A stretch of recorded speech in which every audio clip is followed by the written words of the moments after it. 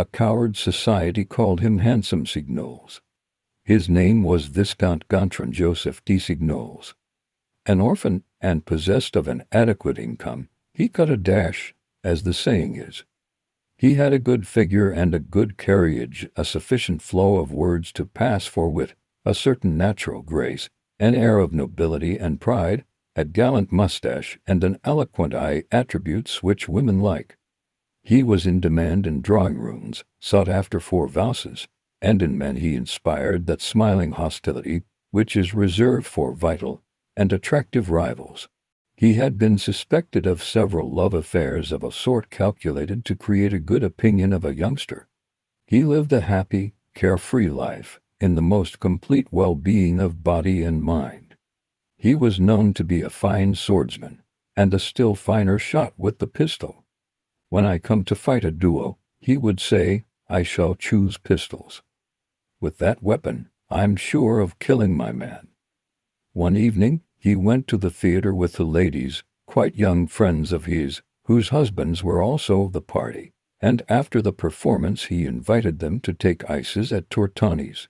They had been sitting there for a few minutes when he noticed a gentleman at a neighboring table staring obstinately at one of the ladies of the party.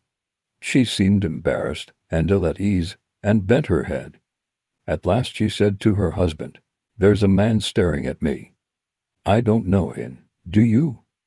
The husband, who had seen nothing, raised his eyes, but declared, "No, not in the least." Half smiling, half in anger, she replied, "It's very annoying, the creature's spoiling my eyes." Her husband shrugged his shoulders. "Deuce take him, don't appear to notice it. If we had to deal with all the discourteous people one meets, we'd never have done with them." But the Viscount had risen abruptly. He could not permit this stranger to spoil an ice of his giving. It was to him that the insult was addressed, since it was at his invitation and on his account that his friends had come to the café. The affair was no business of anyone but himself. He went up to the man and said, "You have a way of looking at those ladies, sir, which I cannot stomach. Please be so good as to set a limit to your persistence." "You hold your tongue," replied the other. "Take care, sir," retorted the Viscount, clenching his teeth. "You'll force me to overstep the bounds of common politeness." The gentleman replied with a single word, a vile word which rang across the café from one end to the other, and like the release of a spring jerked every person present into an abrupt movement. All those with their backs towards him turned round, all the rest raised their heads. 3 waiters spun round on their heels like tops. The 2 ladies behind the counter started. Then the whole upper half of their bodies twisted round, as though they were a couple of automata worked by the same handle. There was a profound silence. Then suddenly a sharp noise resounded in the air. The Viscount had boxed his adversary's ears. Every one rose to intervene. Cards were exchanged. Back in his home, the Viscount walked for several minutes up and down his room with long, quick strides. He was too excited to think. A solitary idea dominated his mind, the duel, but as yet the idea stirred in him no emotion of any kind. He had done what he was compelled to do. He had shown himself to be what he ought to be. People would talk of it, would approve of him, congratulate him. He repeated aloud, speaking as a man speaks in severe mental distress, "What a hound the fellow is!" Then he sat down and began to reflect. In the morning he must find seconds. Whom should he choose? He searched his mind for the most important and celebrated names of his acquaintance. At last he decided on the Marquis de la Tournoyer and Colonel Burdon, an aristocrat and a soldier. They would do excellently. Their names would look well in the papers. He realized that he was thirsty, and drank 3 glasses of water one after the other. Then he began to walk up and down again. He felt full of energy. If he played the gallant, showed himself determined, insisted on the most strict and dangerous arrangements, demanded a serious duel, a thoroughly serious duel, a positively terrible duel, His adversary would probably retire and apologize. He took up once more the card which he had taken from his pocket and thrown down upon the table, and read it again as he had read it before, in the cafe at a glance, and in the cab, by the light of each gas lamp, on his way home. Georges Lamille, 51 Rue Montcy. Nothing more. He examined the group letters. They seemed to him mysterious, full of confused meaning. Georges Lamille. Who was this man? What did he do? Why had he looked at the woman in that way? Was it not revolting that a stranger, an unknown man, could thus disturb a man's life, without warning, just because he chose to fix his insolent eyes upon a woman? Again the Viscount repeated aloud, "What a hound!" Then he remained standing stock-still, lost in thought, his eyes still fixed upon the card. A fury against this scrap of paper woke in him, a fury of hatred in which was mingled a queer sensation of uneasiness. This sort of thing was so stupid. He took up an open knife which lay close at hand, and thrust it through the middle of the printed name, as though he had stabbed a man. So he must fight. Should he choose swords or pistols? For he regarded himself as the insulted party. With swords there would be less risk, but with pistols there was a chance that his adversary might withdraw. It is very rare that a duel with swords is fatal, for mutual prudence is apt to restrain combatants from engaging at sufficiently close quarters for a point to penetrate deeply. With pistols he ran a grave risk of death, but he might also extricate himself from the affair with all the honors of the situation, and without actually coming to a meeting. "I must be firm," he said. "He will take flight." The sound of his voice set him trembling, and he looked round. He felt very nervous. He drank another glass of water, then began to undress for bed. As soon as he was in bed, he blew out the light and closed his eyes. "I've the whole of tomorrow," he thought, "in which to set my affairs in order. I'd better sleep now, so that I shall be quite calm." He was very warm in the blankets, but he could not manage to compose himself to sleep. He turned this way and that, lay for 5 minutes upon his back, turned on to his left side, then rolled over on to his right. He was still thirsty. He got up to get a drink.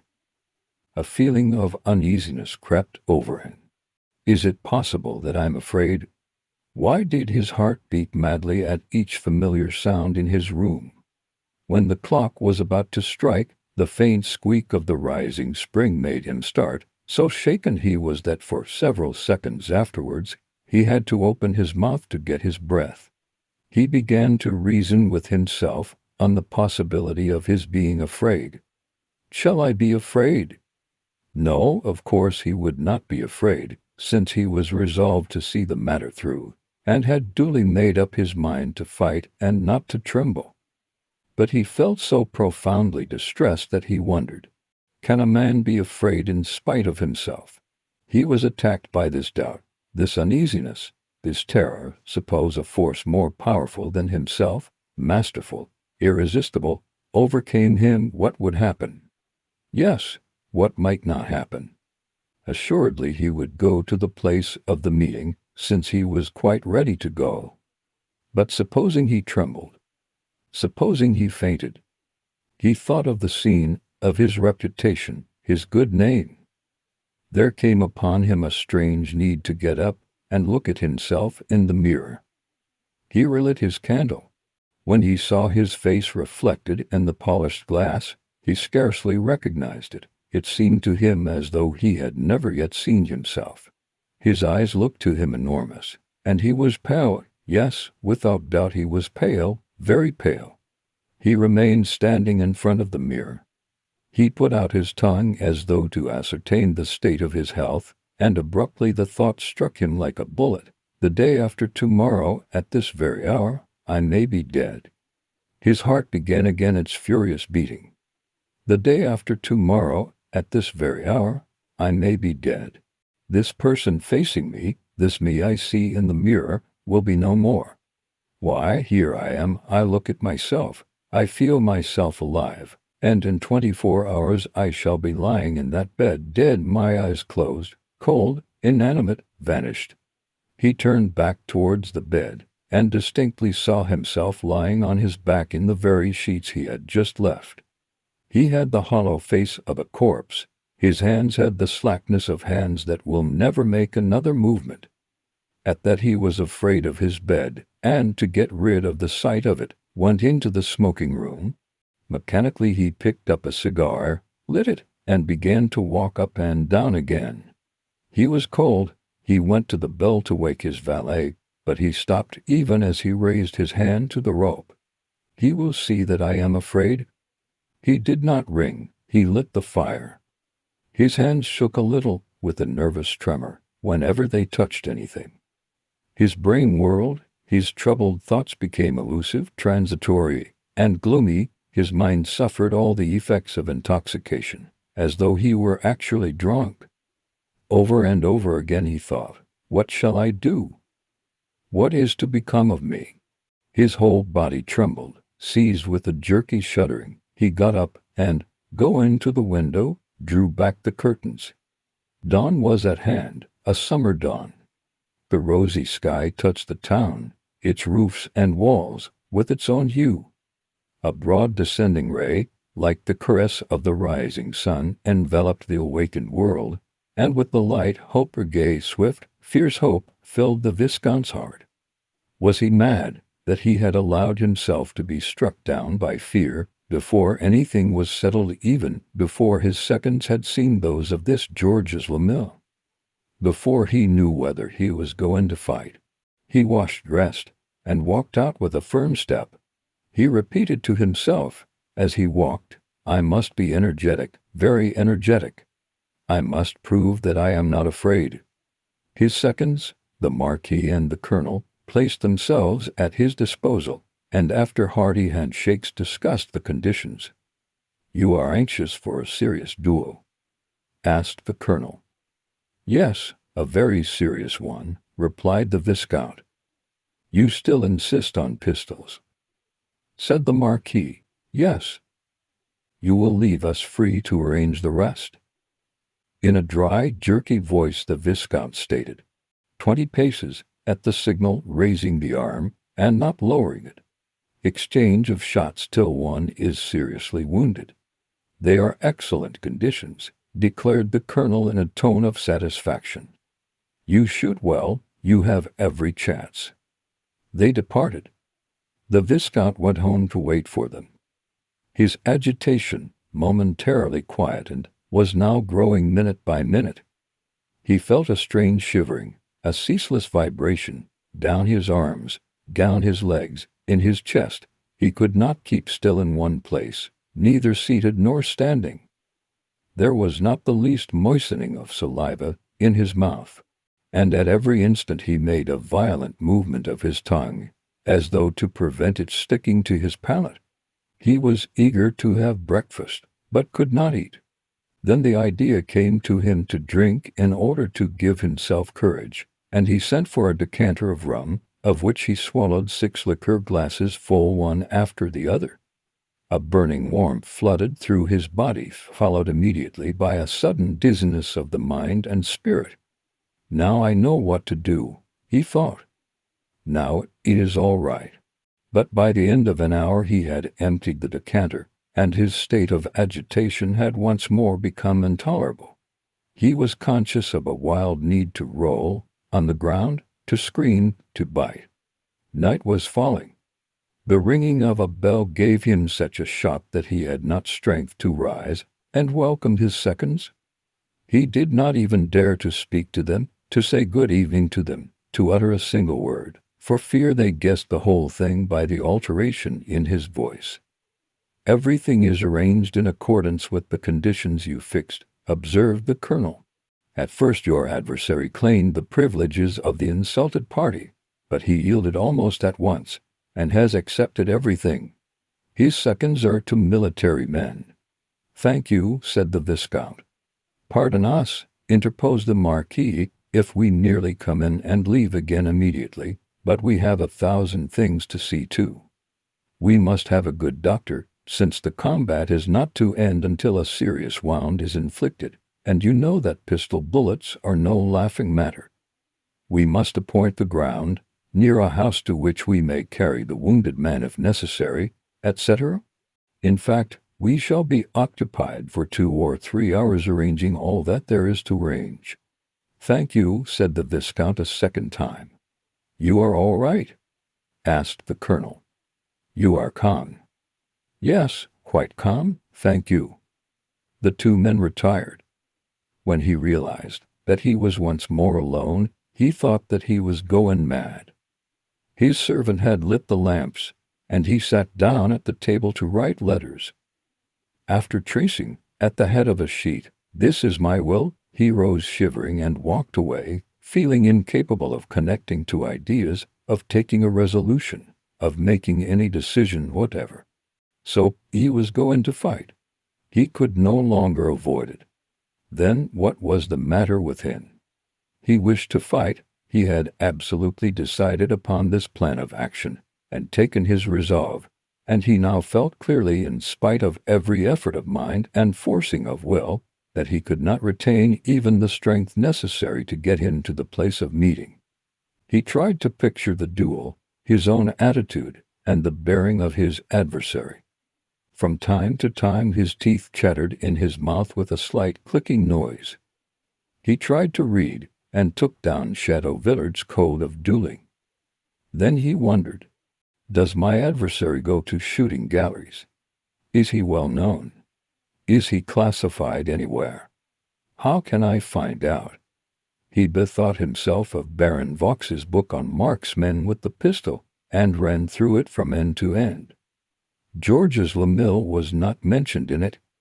Yet if the man were not a good shot, he would surely not have promptly agreed to that dangerous weapon and those fatal conditions. He opened in passing a case by Gaston Renette standing on a small table, and took out one of the pistols, then placed himself as though to shoot, and raised his arm. But he was trembling from head to foot, and the barrel moved in every direction. At that, he said to himself, "It's impossible. I cannot fight in this state." He looked at the end of the barrel, at the little, black, deep hole that spits death. He thought of the disgrace, of the whispers at the club, of the laughter in drawing-rooms, of the contempt of women, of the allusions in the papers, of the insults which cowards would fling at him.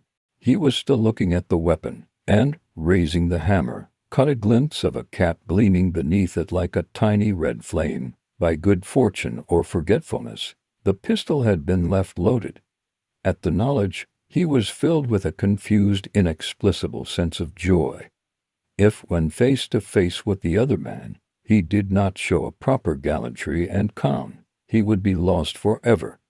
He would be sullied, branded with a mark of infamy, hounded out of society. And he would not be able to achieve that calm, that swaggering poise. He knew it, he felt it. Yet he was brave, since he wanted to fight.